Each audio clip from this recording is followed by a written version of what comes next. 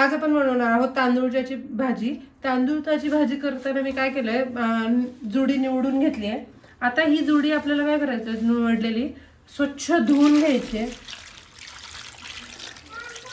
भरपूर पाण्याने धुवायचे। काय असतं ह्याच्यामध्ये, माती असते भरपूर, हे बघू शकता तुम्ही।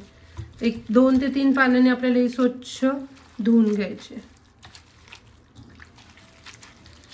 अशा पद्धतीने मी स्वच्छ तांदूळची भाजी धुवून घेतली आहे। आता आपण फोडणीसाठी मी 5 ते 6 लसूण पाकळ्या घेतल्यात आणि 3 हिरव्या मिरच्या घेतल्यात। तर आपण हे लसूण एकतर ठेचून घेऊया किंवा आपण असं कट करून घेऊ शकतो। अशाच पद्धतीने मी हिरवी मिरची पण कट करून घेते। आता आपण भाजीला फोडणी देऊया। मी कढईमध्ये 1 पळी तेल टाकते। तेल चांगलं तापून द्यायचं आपल्याला। आपलं तेल चांगलं तापलंय। आता आपण ह्यामध्ये मोहरी टाकूया। मोहरी चांगली तडतडू द्यायची।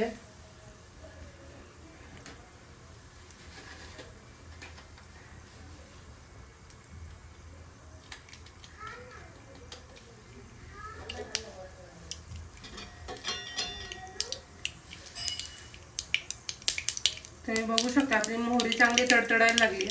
आता मी ह्यामध्ये जिरं टाकते आणि गॅस लगेच आपल्याला बारीक करायचा आहे।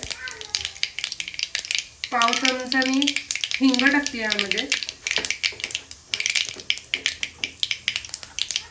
आता आपल्याला काय करायचं आहे, आपण जो बारीक चिरलेला लसूण असेल किंवा तुम्ही जो ठेचलेला लसूण असेल तो लसूण ह्यामध्ये टाकायचा आणि हिरवी मिरची आहे ती पण ह्यामध्ये टाकायची।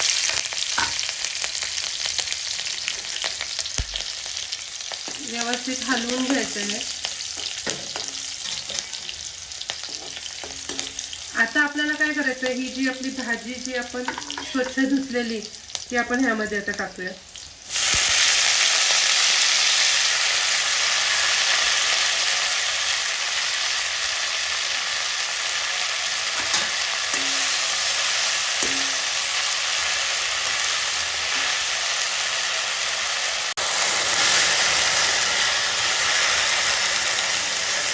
व्यवस्थित आपली भाजी आपल्याला परतवून घ्यायची।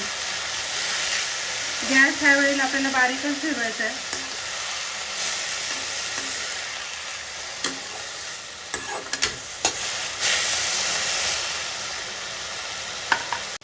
तुम्ही बघू शकता आपल्या भाजीला मस्त पाणी सुटलंय। 2 मिनिटं झालेत।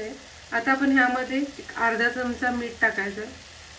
मीठ आपण लेट का टाकायचं, का तो आपली पालेभाजी जी आहे ती आळते। मग काय होतं, आपण सुरुवातीला असं जी भाजी असते त्याच्या अंदाजाने मीठ टाकतो आणि मग मीठ जास्त होतं।